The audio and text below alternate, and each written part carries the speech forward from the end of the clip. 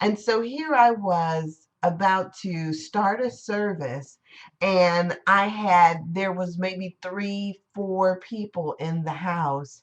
And I remember getting up there and I told this little story that I had read. And the story was about a minister who did exactly the same thing I did, opened up and started a new church. And on the day of his service, his first service, he opens up and there was nobody there. And so what he did was is he said he looks out at at the pews that were empty, and he says, "All right, all you angels, I want you to open up your hymn books and we're going to start singing with hymn number 121." And he went ahead and he did his service and he preached his service just like it was a full house. And he says that was the only time he ever had vacant spots in his church from there on out. It's like we are just, all we're required to do is walk the path that our feet are put upon. It's not about who's there to listen, who's there to co-sign, or who's there to say amen. It's walk your path, walk your path, walk your path. So all is always well, always all right, and I'm always in my divine right place, as are you. And so, all you angels, I want you to just rejoice because I'm holding up my end and I trust you'll hold up yours. So, welcome. Hello, everybody. Hello, everybody. This is Sandra Bishop, and I'm here in ACMI Gather Radio, and I'm streaming live on ustream.tv/Sandra Said It, and on my website, sandrasaidit.com. There should be a little tab up there that says streaming, and hopefully that is working right as well. So, okay, so no radio yet, but okay, so hit the record button. I'm so glad you said that. Let me uh, open up this little window over here, and I'm going to figure out this thing as we go. And I hit another record button, and so hopefully that's recording and working as well. Ah, so isn't life grand and awesome? Let me by way of another introduction, today I started out, and I don't know, my father's been going through some little stuff in the hospital and had a little infection, got an infection, and I was just really bummed out this morning, and I was so tempted to give in to this pity party that that some part of me just wanted to have. It was like, like this thing of, even as I walked in, I was not my normal self. It was almost as if, I don't know what I was thinking. I was just like not in a good place earlier today. And I was just, thinking, whatever God's will is, I'm okay with that. And so, I was, going through that little trip. And then something, it's like there's this shift that always occurs in my thinking. And and the moment somebody asks me how you doing, it's as if something reminds me of how blessed and how wonderful life truly is, no matter what the appearance. And so I had this ability at some point during the course of my day to hit that reset button. And I think that all of us need to find out what our reset button is, so that anytime we're tempted to give in to the appearance of things, that we can like know the truth. And the truth is that everything is always as it should be, and it's always all right. So I greet you and from Cleveland, Ohio, on a cold, sunny day.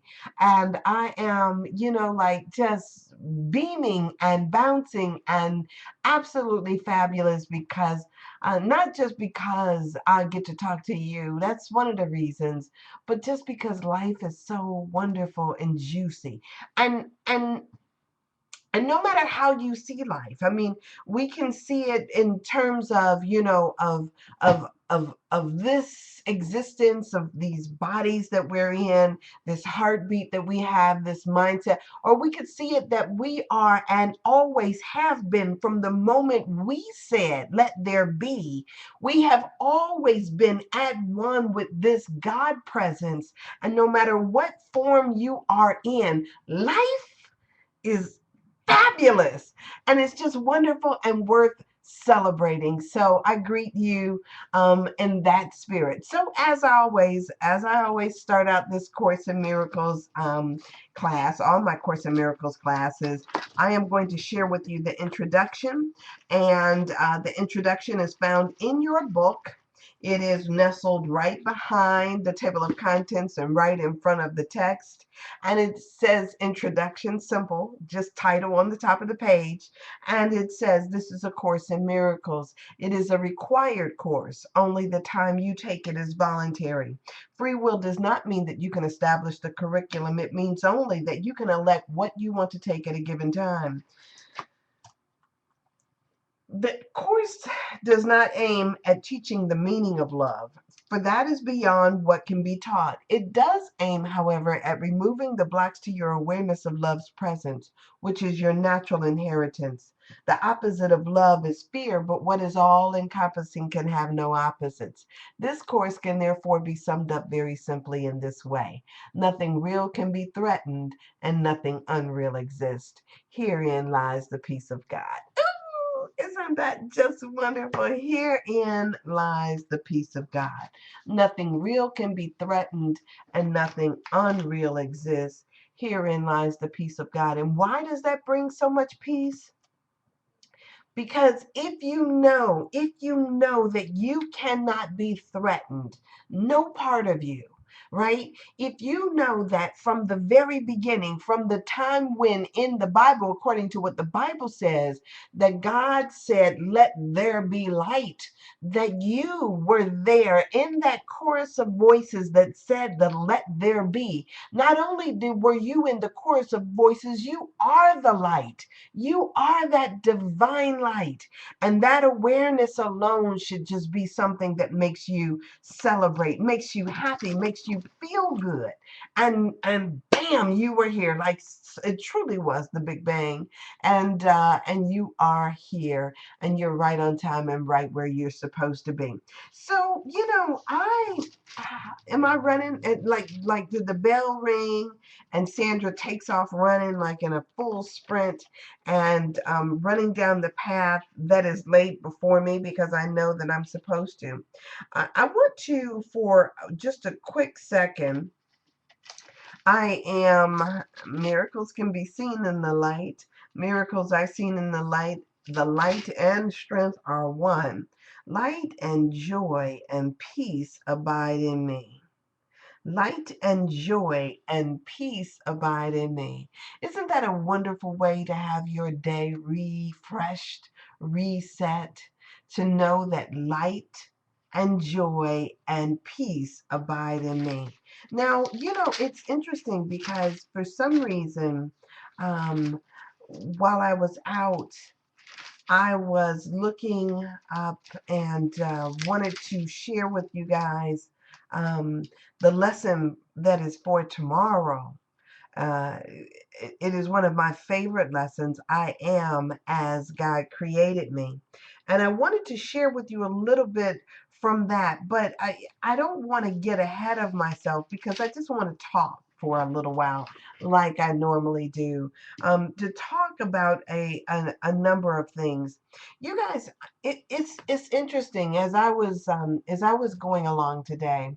Part of me was thinking that most of us are under the illusion that where we are, um, this plane of existence is as it always has been. And we couldn't be further from the truth. So as we drive down the street in our cars and we put on our fancy clothes or our makeup or even our, you see, it was so funny in the hospital, one of the things that they do, there's always a television on somewhere. It's exasperating for me because I am not a television person, and so I don't watch a lot of daytime TV. But the television was on, and even though I usually mute it, I hit the mute button because it's enough to hear all the rest of the sounds in there, to be inundated with sounds all day. I hit the mute button, and so as I was sitting there watching, it kind of flashes over, overhead as I'm talking to my dad or doing something else, and I saw all these women as they started taking their wigs off and pulling their hair pieces out and all of this stuff. And so it was amazing to me to think of how, I don't know if I want to say how far we've come, but the level to which we are living in this day and time, to the point where we can have false anythings. You can have phony eye color, you can have phony hair, you can have phony boobs, you can have you can people drive cars and they live in houses and they think that somehow all the things, the stuff that we accumulate throughout our lifetime adds value to who we are. And I was sitting there and I was thinking to myself, at some point in time, none of this stuff was even here. I mean, we've built up restaurants and clubs and all this stuff when it used to be that moonshine was the drink of the day. And maybe a juke joint if you got a chance to get out of off the farm or out of work at a certain time.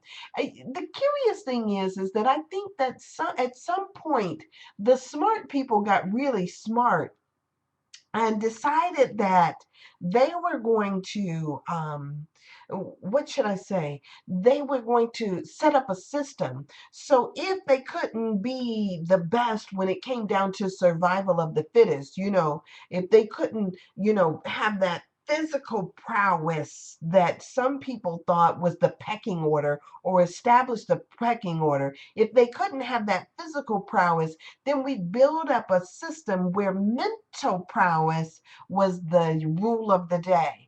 And so what happens is that you've got all these folks that have now legislated or set up ways in which now our systems are stratified based on our level of intelligence rather than physicality or things like that. So it's no longer about who keeps the best farm, but rather who thinks the best.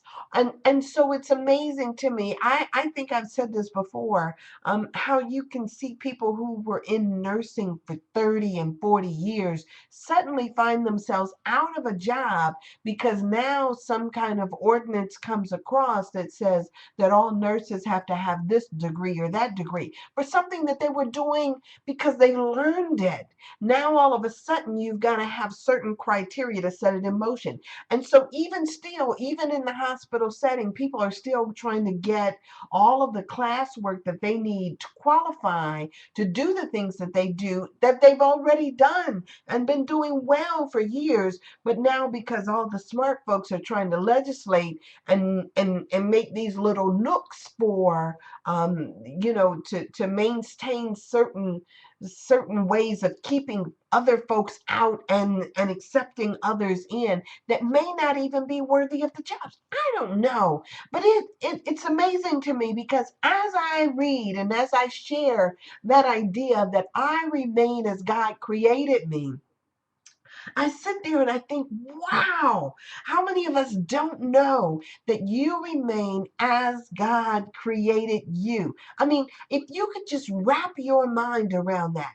So, you who are judging up against yourself, you who think that you're not quite good enough, you who have rendered yourself successful or unsuccessful based on what society says, you who sit there and think that something is wrong with you because you don't look like or act like or think like everybody else that is around you, you who may be judging yourself as a sinner or as a saint, you remain as God created you. You are the perfect idea in the mind of God, and nothing you do, nothing you say, nothing you can ever do is ever going to change that. And for some reason, so many people find that so hard to believe. Can't love themselves because for some odd reason they think that all of these newfangled or these Johnny come lately ideas is more important than the singular idea that God had when they created you, when we created you in the first place. And when I say we, I'm saying we because I take part in this thing that is God. Woo! And so do you. And so it becomes this wonderful lesson in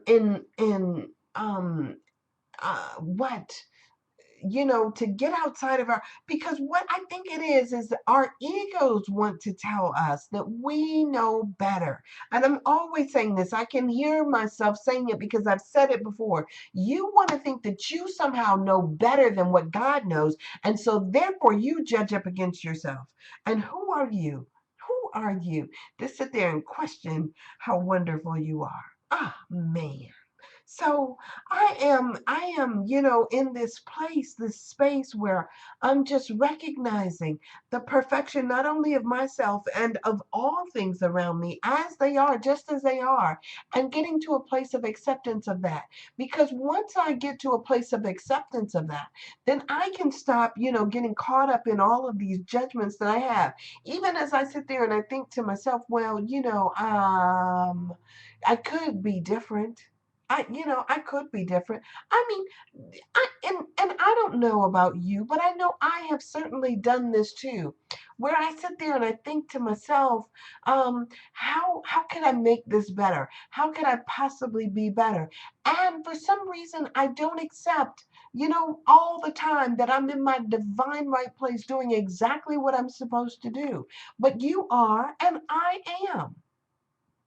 We're all right where we're supposed to be. And getting to a place of acceptance of that is the peace of God. It is staying within the peace of God, knowing that nothing real can be threatened and nothing unreal exists. That is the peace of God. And so, as you get that little nugget of awareness in yourself, of knowing that you remain as God created you and nothing you can do can change that. Nothing you can do can change the love that God has for you. Nothing you can do can change the adoration that I feel for you. As you absorb that, wow, isn't that freeing? Isn't that wonderful? I mean, just in knowing that. So yeah, that was kind of what I wanted to come in here and talk about. You remaining as God created you. You forevermore remaining as God created you. So, so even in this, like today, I started thinking about um, the issues that I have around the things that I see going on around me. There is a part of me, because I'm a rebellious person, that is that never wants to accept things as they are. I always think that to myself that I can possibly change them. That somehow in my mind exists a better way, and so I never just take what people say and just accept it. It's not in my nature to accept things that people say simply because they said it. Just not in my nature. I have told people that I have the audacity to believe that I am a co creator with God, what I know to be God. And since I'm a co creator of what I know to be God, that means that I am not at the effect of things, but rather take on a causal relationship with whatever is around me. So that's to say, and for those of you who have, some of you will understand and know exactly what I'm talking about, and some of you will just think that that you're at the effect of everything, that you have no choice in how you see the world, that you respond to what comes to you. And if you get mad or feel angry, it's simply because you're responding to the stimulus that is there, rather than knowing that you are a miracle worker. And not only do you not have to respond, but because you are one with all of this, all that is, that you have within you the ability to call forth what you know to be true. Ah. And so I'm trying to, how do I put this in terms that are simple and but yet meaningful if you've never even heard of this before. It's as if our being, our spirit, our who we are, um, communicates with the light that is the truth.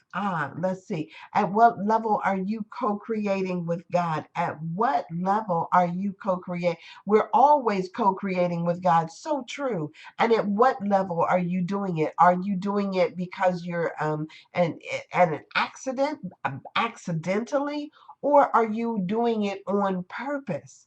And so, at what level is dependent upon what your level of awareness is, your conscious awareness of you co creating with this. So, if I know that I am this energetic being, that because I vibrate, because I am one with the love that is God, and that love being truth, if I am there in my consciousness, then all I need do is just love everything that is around me. And by loving and being in a place of harmonious agreement with it, I call forth my experience out of the ethers. But now too, there are folks who vibrate at a very low vibration, and what they're doing is they're calling forth what they know to be true on that vibrational level. So remember yesterday, I don't know if you guys were here in the room with me yesterday,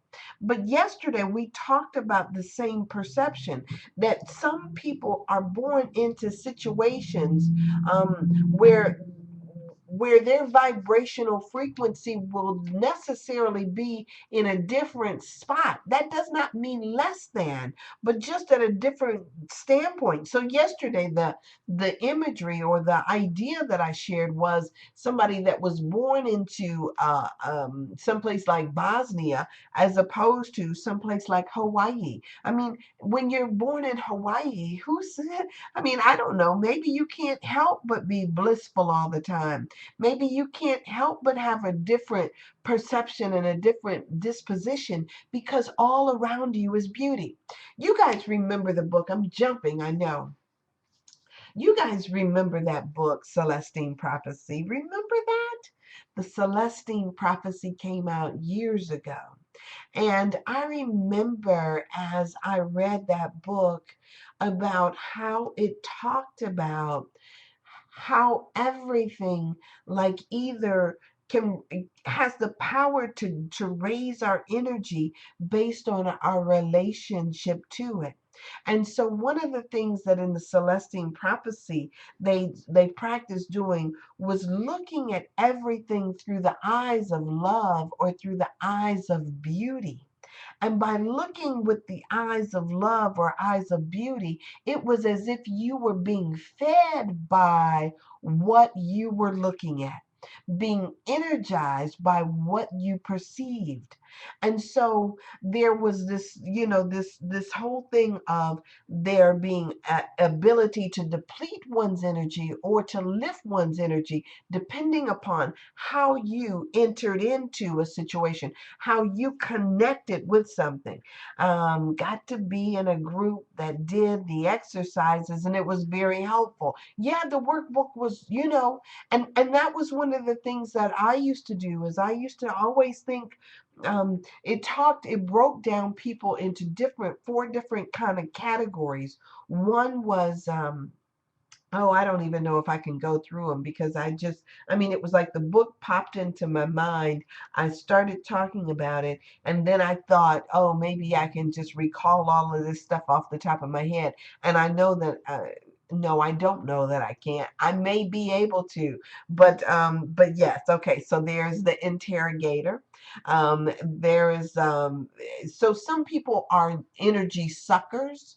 They want to suck your energy from you. Some people are the shy type. I don't know what they call that personality type who aloof. Thank you. There you are. You've got such a great memory. What's the other ones? There's four of them. So standoffish, aloof, not wanting to give energy. There are those people who are vampires who I think fall in that interrogator thing. They want to intimidate you and suck from you the energy. And then there are like median things in between those two extremes that are that yeah. Okay, not so much memory. We've brought it up on some groups lately. Okay, but thank you for those two, or or for putting me on my feet upon that path, because there are all these folks, and how we interact with people is based a lot on some of those types that we have. I am one of those folks who I want to look at everything and everybody with loving eyes. And if I can see through eyes of love, if I can give and energize you, then I know that I necessarily have to draw in more of what I call God energy, love energy, the one source energy into my being. And so as I give, I receive. Remember, the cost of giving is receiving. As we participate in this flow, in this energy, it becomes this reciprocal relationship that we have with everything that's around us, as we recognize that we are like this way station that's part of the process of giving and receiving. And so, I try to always be giving. I always try to bless. I don't care what it is. I can be driving down the street and I'm sending blessings to things that I know nothing about. I mean, it could be an animal, it could be a person, it could be a situation. It's like I'm thinking to myself, like, I've got these little coins, these invisible coins that I'm flipping over there, and I'm saying, "Oh, I'm flipping you a coin, I'm flipping you a blessing over there, and blessing over here, and blessing, blessing, blessing, blessing, blessing," because I know that it's truly only one of us here, and as I give, I receive. And remember, the Son of God is generous out of his own self-interest. So if I'm saying that I'm doing it all the time, it's not because I'm so good. It's not because I'm doing something that I need that I need to get some brownie points for, but it's because I always recognize that I'm always giving to myself first, and then I'm giving to you, and then it's really no you, it's really only me. And so as I'm sharing all of this stuff, it's all good because it's all part of this thing, this one whole. I am my one self, right? I am my one self. I am one with you. I am one. I am one. I am one. It's a total equation, a relationship of one. And so I can be there in that space and I can send blessings. But now here's the other thing is that when I'm sitting there and I'm trying to withhold blessings from somebody because she thinks she's so cute, or she thinks she's so intelligent, or that person thinks they have all that, as I'm withholding energy from that person, I'm also withholding it from myself. And so, yes, I'm giving and receiving at the same time is all part of one equation. So, even in this, as we go, and I'm looking and I'm thinking to myself, it hasn't always been this way. That there is this system that we've set up that seems as though it caters to people who were at once insecure with themselves.